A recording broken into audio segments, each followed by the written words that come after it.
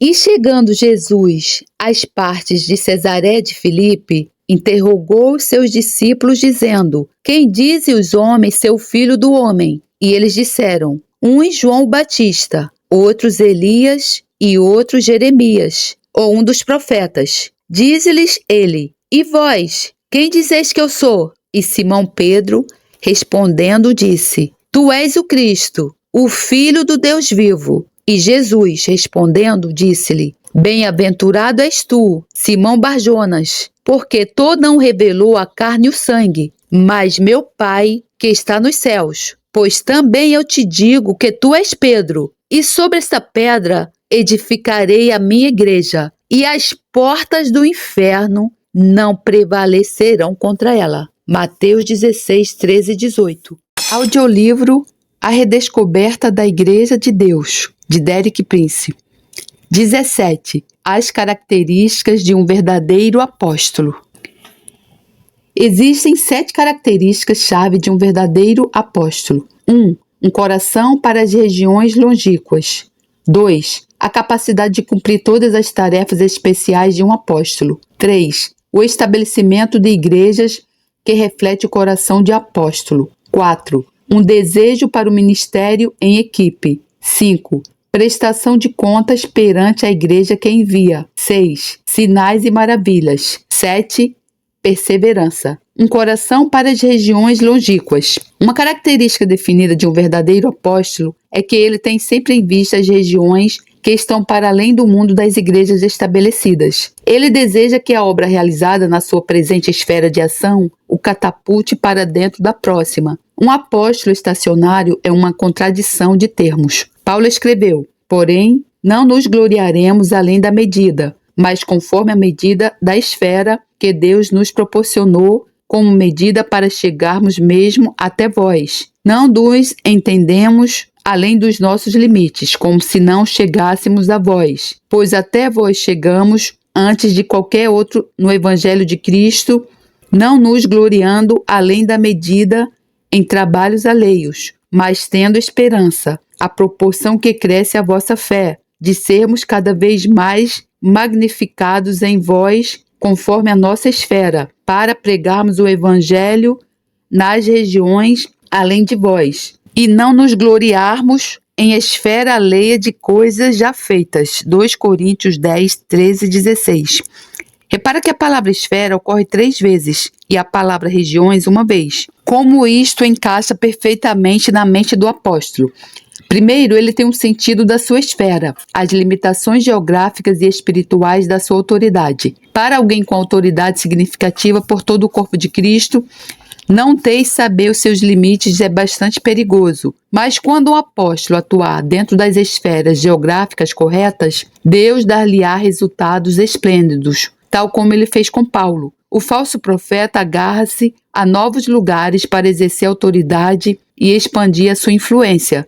Todavia, o verdadeiro apóstolo, cuidadosamente e com muita confiança, cumpre os propósitos de Deus na sua esfera. Depois, Deus expande-o para a próxima esfera através das igrejas que ele estabeleceu no presente. Esta abordagem proporciona um maravilhoso controle de qualidade da extensão. Somente um apóstolo de sucesso irá expandir-se legitimamente para uma região maior. Hoje, nós poderemos ter um falso ministro ou apóstolo que causa estrago na sua própria área e simplesmente reaparece em outra cidade para trazer problemas aí. Tal confusão seria eliminada se uma pessoa somente pudesse seguir quando a sua presente igreja fosse suficientemente saudável para o enviar. A capacidade para cumprir todas as tarefas especiais de um apóstolo. Se eu não sou apóstolo para os outros, ao menos o sou para vós, a igreja de Corinto, porque vós sois o selo do meu apostolado no Senhor. 1 Coríntios 9:2. Os crentes em Corinto eram o selo à prova do ministério apostólico de Paulo, porque eles eram a evidência de que ele podia fazer o que um apóstolo tem que fazer. Paulo podia ir a Corinto, onde o evangelho não tinha sido pregado, e trazer as pessoas à salvação, tê-los batizados em água e no Espírito Santo, introduzi-los no exercício dos dons do Espírito Santo e estabelecê-los numa congregação local com os seus próprios presbitérios. ou anciãos. Por outras palavras, Paulo conseguiu fazer o trabalho na totalidade, de cima a baixo. A capacidade de fazer isso coloca-o à parte ou estabelece no ministério apostólico. Se Paulo fosse apenas um evangelista, ele poderia ter trazido os coríntios ao Senhor, mas teria sido necessário outro ministério para completar o trabalho. Se tivesse sido um professor, ele poderia não os ter levado à salvação. A capacidade para fazer todas estas coisas é a prova do apostolado. A tarefa de um apóstolo pode ser resumida da seguinte maneira: ele é o mestre de obras, que estabelece e mantém a ordem da igreja. Segundo a graça de Deus que me foi dada, pus eu, como sábio arquiteto, o fundamento. 1 Coríntios 3:10. O apóstolo é o empreiteiro, mestre que entende cada fase da construção, dos fundamentos ao teto. Tenha em mente que antes de Paulo ter ido a Corinto, o evangelho não tinha sido pregado lá. Não havia crentes ali. Depois de ele ter pregado o evangelho, ajudou a desenvolver uma congregação local completa, autossuficiente e autogovernada. Essa foi uma tarefa sobrenatural. Tenho trabalhado com crentes durante muitas décadas em vários continentes e posso testemunhar que somente um apóstolo poderia fazer surgir uma igreja a funcionar em território novo. O selo do apostolado é a autenticação exterior que pode ser vista por qualquer pessoa que se importe de olhar. Hoje teríamos tido muito menos homens usando o título de apóstolo se as pessoas verificassem os seus selos antes de aceitarem a sua autoridade. Nós deveríamos considerar ir visitar a igreja ou igrejas plantadas pelos apóstolos para testarmos o fruto dos seus ministérios. Paulo pôde convidar aqueles que questionavam a sua autoridade para verificarem o seu trabalho, não o seu website. Paulo pôde convidar aqueles que questionavam a sua autoridade para verificarem o seu trabalho, não o seu website. Os apóstolos têm um desejo ardente de terem fruto duradouro. Eles podem ter igrejas pequenas para mostrar, mas estas serão construídas como por um artesão mestre. O estabelecimento de igrejas que refletem o coração de apóstolo. Os apóstolos amam a igreja local apaixonadamente. Depois de tudo, é seu supremo desejo que as igrejas locais sejam estabelecidas e cumpram a sua chamada. Tenho notado alguns sinais de uma igreja plantada por um verdadeiro apóstolo. Elas têm o espírito das missões, elas colocam uma ênfase na oração, elas tendem a ser multiétnicas, elas preocupam-se com os pobres. Por outras palavras, elas refletem o coração do apóstolo fundador, que sonha em estender o reino de Deus em todas as áreas da cidade e do mundo. O desejo para o ministério em equipe. Um apóstolo que trabalha individualmente é antibíblico. Não há exemplo disto em nenhum lugar no Novo Testamento. O verdadeiro apóstolo não tem medo do ministério em equipe, para usarmos uma expressão que se tornou bastante popular. É saudável para aqueles que exercem autoridade significativa entrarem em relações interpessoais fortes. Dos 5 ministérios principais descritos em Efésios 4:11, 3 são sempre mencionados no plural: apóstolos, profetas e pastores. Nunca é o apóstolo, o profeta ou o pastor. Existem apenas 2 ministérios que poderão operar individualmente: o evangelista e o doutor, professor. Qual é a diferença? O apóstolo, profeta e pastor estão preocupados com a ordem da igreja, a qual é tão importante que Deus não entregou isso a uma pessoa individual. Esta pluralidade é um elemento-chave para procurar no ministério apostólico. Não posso evitar comparar aqui o evangelista e o apóstolo. Repara na história de Filipe em Atos 8. O único homem desceu a Samaria, uma cidade muito importante na altura. Ele operou sozinho, sem um comitê. Não havia banda, presidente de câmara ou chefe de polícia para lhe dar as boas-vindas. Na verdade, ele não tinha nada. Ele foi simplesmente a Samaria e virou a cidade de cima para baixo. Mas esse primeiro evangelista não terminou a construção da igreja. Ele somente trouxe as pessoas para 2 experiências: salvação e batismo na água. Ele nem sequer levou as pessoas ao batismo no Espírito Santo. Encontramos a história no versículo 14. Os apóstolos, pois, que estavam em Jerusalém, ouvindo que Samaria recebera a palavra de Deus, enviaram para lá Pedro e João. Atos 8:14. Havia lá apenas um evangelista, mais 2 apóstolos. O evangelista é o paraquedista de Deus, aquele que aparece inesperadamente para além das linhas do inimigo e causa grandes estragos, mesmo antes do inimigo saber que ele está lá. O apóstolo é geralmente o composto de todos os 5 ministérios principais. Ele pode revolver o chão como evangelista, mas também acabar toda a construção. E porque aprofundado em assuntos de ordem, ele faz o seu trabalho em equipe, prestação de contas perante a igreja que envia. Um apóstolo não é um apóstolo a não ser que ele seja enviado. Em ordem a ser enviado, tem que haver alguém que o envie. Como temos visto, a igreja local é responsável pelos apóstolos que ela envia, pela sua ética, a sua moral e a sua doutrina. Se ele se desencaminhar, a igreja local está autorizada a retirar o seu apoio do seu ministério apostólico. Se um apóstolo permanecer dentro da sua divisão geográfica e esfera espiritual, ele poderá fazer um bem extraordinário. Se ele perder a cabeça em alguma situação para a qual não recebeu graça, teremos uma catástrofe. Um verdadeiro apóstolo, um forte sentido de justeza, respeito e de temor de Deus estão equilibrados com a confiança e audácia apostólica. Por favor, lembra-te que existem apóstolos genuínos e apóstolos falsos. Temos que os testar. A maioria de nós não consegue imaginar alguém no ministério sendo mentiroso, mas isso acontece. Exageros, falta de ética financeira, pecado sexual e erro doutrinal. São todas faltas comuns dentro dos ministérios móveis.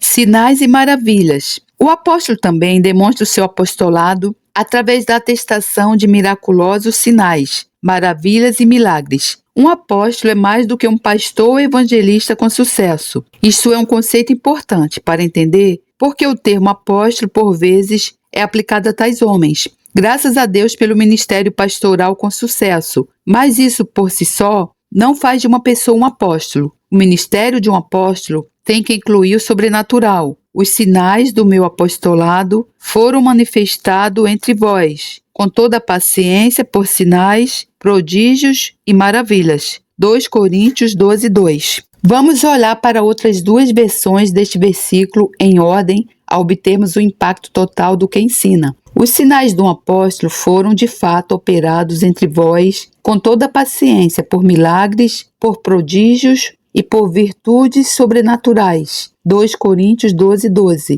As marcas de um apóstolo, sinais, maravilhas e milagres, foram demonstradas entre vocês, com grande perseverança. 2 Coríntios 12:12, versão NVI. Penso que essas 3 traduções tornam absolutamente claro que um apóstolo sem o milagroso é um apóstolo incompleto. Ele poderá ser um apóstolo novato, ou poderá estar no caminho para ser um apóstolo, mas ele não é um apóstolo do Novo Testamento. Um apóstolo sem sinais sobrenaturais é um apóstolo incompleto. Em 1964, estava a ministrar num encontro com um irmão que é conhecido por muitos cristãos, Kenneth Hagin. Ele transmitiu uma profecia que ficou na minha mente desde essa altura. Ao predizer o que Deus iria fazer na igreja, ele disse algo com este sentido: Deus fará surgir apóstolos e profetas em plena estatura. Esta afirmação refere-se a um versículo da versão King James, que diz: até que todos cheguemos à medida da estatura completa de Cristo. Efésios 4:13. Há algum tempo atrás, Deus disse-me muito claramente que ele iria em breve manifestar apóstolos e profetas no corpo de Cristo, de tal maneira que não seria necessário identificá-los, porque o seu ministério e os seus frutos atestariam suficientemente o que eles fariam. Eu acho que muitas pessoas têm, de algum modo, uma atitude negativa perante o sobrenatural. Se alguém recebe uma visão, então ele ou ela é considerado maluco. Bem, isso torna Paulo e Pedro malucos. Também ouço pessoas dizerem que alguém pode ter um ministério sobrenatural, mas o seu caráter não está à altura. Por conseguinte, por uma dedução muito ilógica, essas pessoas não querem ter nada a ver com o ministério sobrenatural. É verdade que um crente poderá operar milagres, enquanto o outro exibe uma personalidade divina. Mas por que é que a pessoa com caráter não poderá também operar milagres? Consideremos aqueles cujo caráter mais admiramos no Novo Testamento: Jesus, Pedro, João, Estevão, Filipe, Paulo. Jesus e estes restantes homens tiveram ministérios sobrenaturais tremendos. Certamente, os homens no Novo Testamento com personalidade também operaram milagres. Propósito do sobrenatural no ministério apostólico. Existem dois propósitos principais do sobrenatural, os quais reforçam o ministério de apóstolo dado por Deus. 1. Para produzir obediência. Falando sobre Jesus Cristo, Paulo disse: pelo qual recebemos a graça e o apostolado, para a obediência da fé entre todas as gentes pelo seu nome. Romanos 1,5. O ministério apostólico foi dado para causar a obediência da fé. Mas como é que isso seria cumprido? Porque não ousaria dizer coisa alguma que Cristo por mim não tenha feito, para a obediência dos gentios, por palavras e por obras, pelo poder dos sinais e prodígios, na virtude do Espírito de Deus. Romanos 15, 18 a 19. Vamos ver essa escritura na Nova Versão Internacional. Não me atrevo a falar de nada, exceto daquilo que Cristo realizou por meu intermédio em palavra e em ação, a fim de levar os gentios a obedecerem a Deus, pelo poder de sinais e maravilhas, e por meio do poder do Espírito de Deus. Romanos 15, 18 a 19. O sobrenatural tem um propósito prático muito importante, causando nas pessoas o chegarem à fé em Cristo ao testemunhar a manifestação do poder e sua força. Essa verdade tornou-se muito clara para mim quando estava na África, ministrando a estudantes num colégio onde servi como diretor.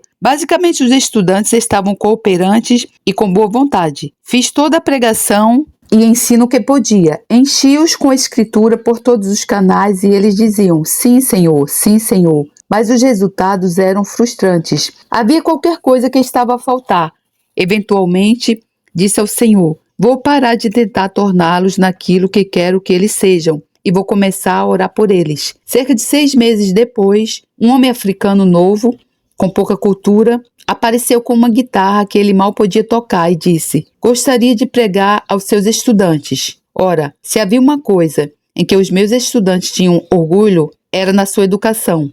Pensei: como irá um homem que nunca passou para além do nível 5 alguma vez convencer esses estudantes? Minha esposa Lídia disse, com a sabedoria que lhe era características: vamos orar com ele e ver como ele é. Orar com ele foi como estar à porta do céu. Por isso dissemos: se ele consegue orar assim, deixaremos ele pregar. O poder de Deus desceu, os milagres começaram e aqueles estudantes, dentro de poucas semanas, eram um grupo de pessoas totalmente diferentes. Como vês, existe uma grande diferença entre a alma e o espírito. Eu tinha estado a alcançar as suas almas com ensinamentos, conselhos e disciplina. Todas essas coisas são muito boas, mas elas apenas vão até aqui. Os milagres atingem o espírito, porque é o poder sobrenatural do Espírito Santo que os realiza. Podes argumentar com pessoas durante muito tempo, mas só os pode levar até um certo ponto. Alguma coisa tem que acontecer, algo totalmente sobrenatural. Essa verdade tornou-se especialmente clara para mim, porque todo o meu passado foi raciocinar. Antes de me tornar cristão, conseguia entender livros complexos, conseguia ler em inglês, grego, latim ou mesmo russo, mas não conseguia entender o Evangelho. Isso era a coisa mais frustrante. Nunca o entendi até ter uma experiência miraculosa. Depois disso, não pude deixar de entender o Evangelho. Por isso, quero dizer-te que o miraculoso não é coisa desnecessária. Uma vez estava em Miami com um maravilhoso grupo de ministros, onde um homem tinha sido convidado para falar acerca do que ele tinha descoberto em relação ao batismo na água. Ele era um homem bom e respeitei a sua opinião. Ele disse que descobriu que, se ensinares as pessoas acerca do batismo na água, que é o enterrar a velha natureza e o passado, eles não terão problemas recorrentes depois da sua personalidade e no seu comportamento. Podes lidar com isso de uma vez por todas. E acrescentou que habitualmente põe os crentes num curso durante 6 semanas e depois batiza-os. Não era minha intenção fazer troça dessa linha de pensamento, mas porque era altura para um período de perguntas e respostas, levantei-me e perguntei: então, como é que é isso no Novo Testamento? Eles batizavam pessoas invariavelmente no mesmo dia. De fato, com o prisioneiro filipense, eles nem sequer esperaram para amanhecer. Qual é a diferença? dir-te-ei qual era a diferença. Havia um trabalho do Espírito Santo que deu revelações instantâneas, e não existe substituto para isso. Isso poupa muito desencorajamento e frustração. Ensinar a palavra é essencial, mas uma revelação sobrenatural do Senhor é tudo o que é preciso para o batismo na água. Alguns homens têm ministérios miraculosos e por vezes temos tendência a mesquinhar e a depreciá-los. Mas seria melhor que verificássemos quanto tempo estes homens passam em oração antes de criticá-los. 2. Para produzir resultados máximos. O segundo propósito sobrenatural é produzir resultados máximos no mínimo tempo. Se olharmos novamente para Atos 14, veremos que os apóstolos passaram por um grupo de cidades e conquistaram convertidos para o Senhor. Depois continuaram e, quando regressaram, nomearam presbíteros. Duvido que tenha sido mais do que 6 meses depois. Em quantos lugares poderíamos fazer isso hoje? Frequentemente, sentimos que leva entre 2 a 5 anos para produzir presbíteros. Havia qualquer coisa em ação no Novo Testamento que não vemos com frequência hoje. No Espírito, as coisas podem acontecer quase instantaneamente. Isso é o sobrenatural. É como entrar na Nova Jerusalém, onde a luz é tão clara como cristal. Vês as coisas instantaneamente, não há necessidade de sentar-se e pensar nelas. Aconselhar-se, por exemplo. Não sou muito bom para aconselhamento, e isso é uma fraqueza minha. As pessoas precisam de aconselhamento, mas fico cansado de ouvir os problemas das pessoas durante 2 horas. Não tenho, assim, tanta paciência.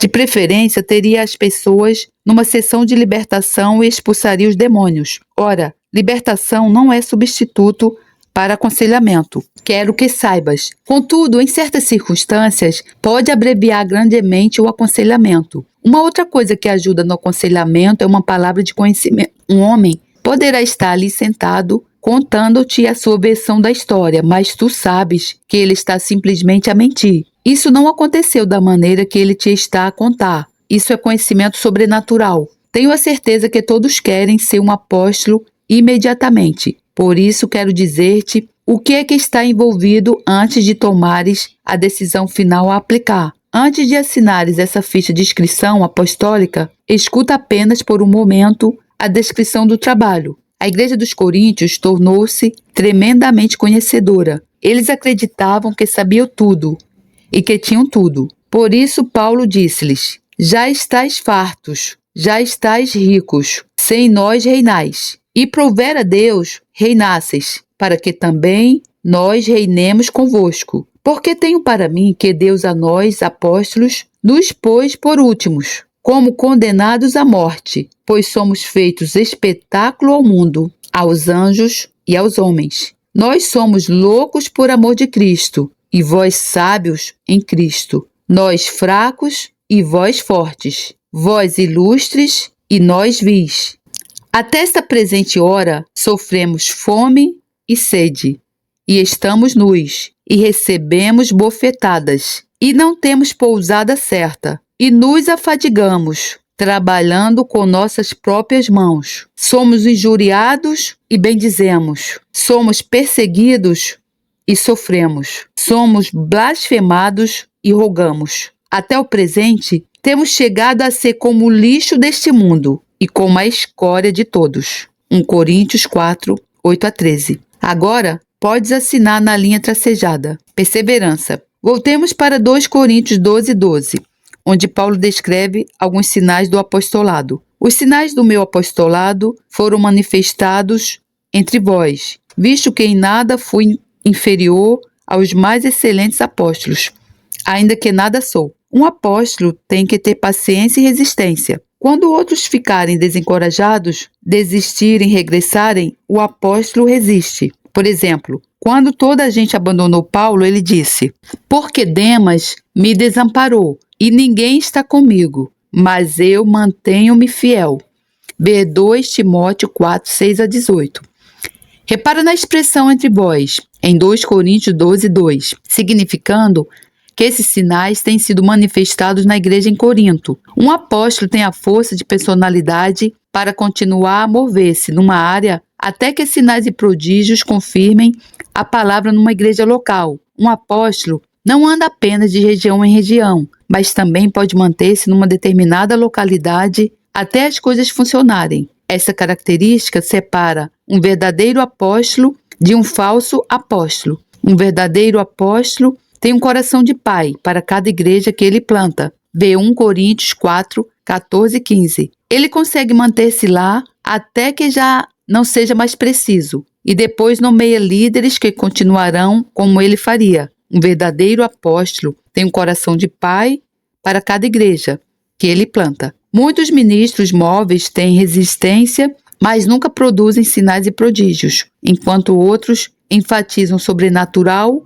mas mostram pouca paciência para os detalhes práticos de um construtor mestre. O verdadeiro apóstolo mostra resistência devido às suas relações pessoais, que no fim produzirá uma atmosfera para o sobrenatural. A necessidade de apóstolos hoje. Com todo o potencial para abuso, o ministério apostólico é extremamente preciso hoje, mais do que nunca. Consideremos o crescimento explosivo da igreja em nações como China, Índia e África. Estou pessoalmente informado sobre apóstolos que estão plantando e supervisionando centenas de igrejas em áreas primitivas que Deus está a visitar. Como é que a igreja pode chegar à maturidade sem todos estes 5 principais ministérios, incluindo o apóstolo? Como já vimos, metade dos apóstolos mencionados na Escritura vieram depois da ascensão de Cristo, significando que o ofício de apóstolo continua em força hoje. O fato de existirem falsos apóstolos não é razão para não existirem apóstolos,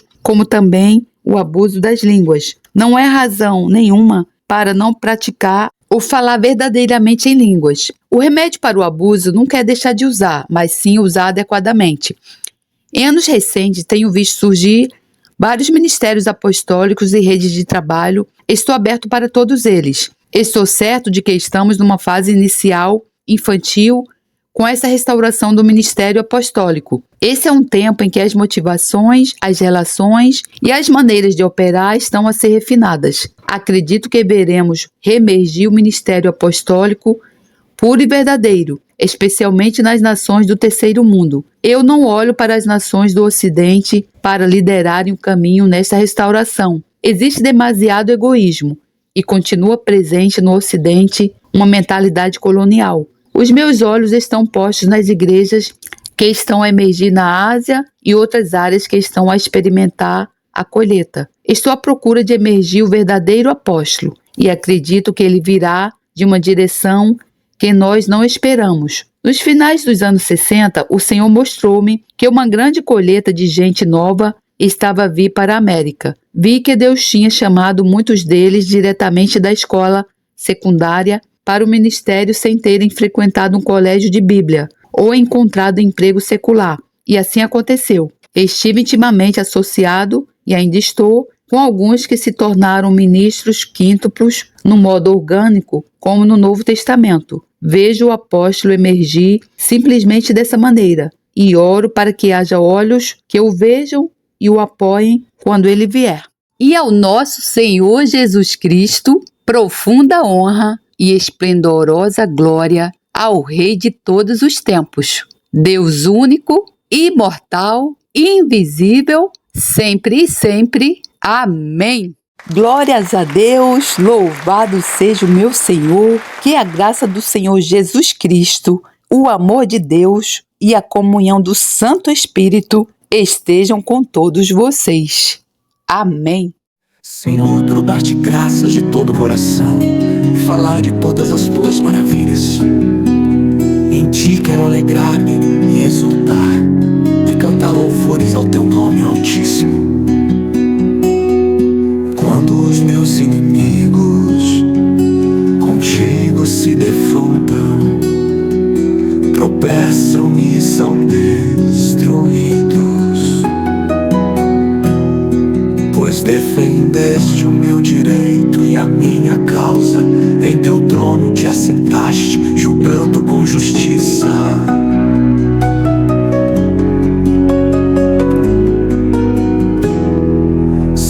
Repreendeste as nações e destruíste os ímpios. Para todos sempre apagaste o nome deles. O inimigo foi totalmente arrasado para sempre. desarraigaste as suas cidades, já não há quem delas se lembre. O Senhor reina para sempre, estabeleceu o seu trono para julgar. Ele mesmo julga o mundo com justiça, governa os povos com retidão. O Senhor é refúgio para os oprimidos, uma torre segura na hora da adversidade. Os que conhecem o teu nome confiam em ti, pois tu, Senhor, jamais abandonas os que te buscam.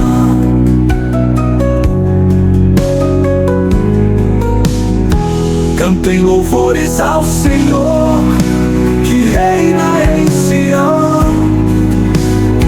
Proclamem entre as nações os seus feitos. Aquele que pede contas do sangue derramado não esquece, ele não ignora o clamor dos oprimidos. Misericórdia, Senhor, vê o sofrimento que me causa os que me odeiam. Salva-me das portas da morte, para que junto às portas da cidade de Sião eu cante louvores a ti e ali exulte em tua salvação. Caíram as nações na cova que abriram, os seus pés ficaram presos no laço que esconderam. Voltem os ímpios ao pó, todas as nações que se esquecem de Deus. Mas os pobres nunca serão esquecidos, nem se frustrará a esperança dos necessitados. Levanta-te, Senhor, não permitas que o mortal triunfe. Julgadas sejam as nações na tua presença, infunde-lhes terror, Senhor. Saibam as nações que não passam de seres humanos.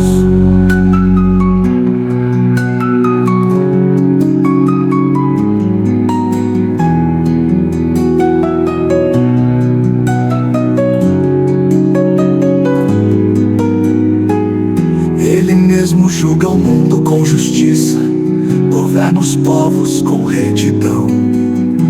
O Senhor é refúgio para os oprimidos, uma torre segura na hora da adversidade. Os que conhecem o teu nome confiam em ti, pois tu, Senhor, jamais abandonas os que te buscam.